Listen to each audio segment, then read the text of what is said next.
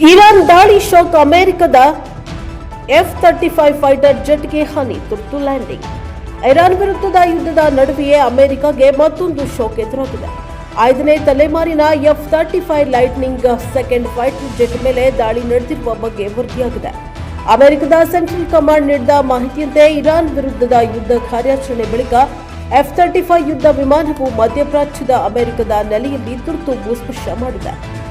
Iran ಆಕಾಶ ಪ್ರದೇಶದಲ್ಲಿ ಮೇಲ್ಮೈಯಿಂದ ಗಾಳಿಗೆ ಹೊಡೆಯುವ ಕ್ಷಿಪಣಿ ದಾಳಿಯಿಂದ ವಿಮಾನಕ್ಕೆ ಹಾನಿಯಾಗಿದೆ ಎಂಬ ಅನುಮಾನ ವ್ಯಕ್ತವಾಗಿದೆ. ದಾಳಿಯ ಬಳಿಕ ತುರ್ತು ವಿಮಾನ ಲ್ಯಾಂಡಿಂಗ್ ಮಾಡಿದ್ದು ಪೈಲಟ್ ಸುರಕ್ಷಿತವಾಗಿದ್ದಾನೆ ಎಂದು ಅಧಿಕಾರಿಗಳು ತಿಳಿಸಿದ್ದಾರೆ. ವಿಮಾನವು ಸುರಕ್ಷಿತವಾಗಿ ನೆಲಕ್ಕೆ ಇಳಿದಿದ್ದು ಪೈಲಟ್ ಸ್ಥಿರ ಸ್ಥಿತಿಯಲ್ಲಿದ್ದಾರೆ ಎಂದು ಕ್ಯಾಪ್ಟನ್ ಟಿಮ್ ಹಾಕ್ಸನ್ ಮಾಹಿತಿಯನ್ನ ನೀಡಿದ್ದಾರೆ. ಘಟನೆಯ ಕುರಿತು ತನಿಖೆ ಆರಂಭವಾಗಿದ್ದು ನಿಖರ ಕಾರಣಗಳನ್ನು ಪರಿಶೀಲಿಸಲಾಗ್ತಾ ಇದೆ.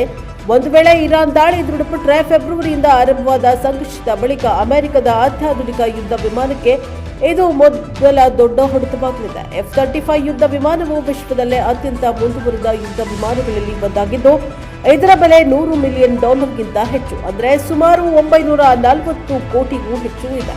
ಯುದ್ಧದ ಸಂದರ್ಭದಲ್ಲಿ ಅಮೆರಿಕ ಹಾಗೂ ಇಸ್ರೇಲ್ ಎರಡೂ ಈ ಜೆಟ್ಗಳನ್ನು ವ್ಯಾಪಕವಾಗಿ ಬಳಸುತ್ತಿವೆ.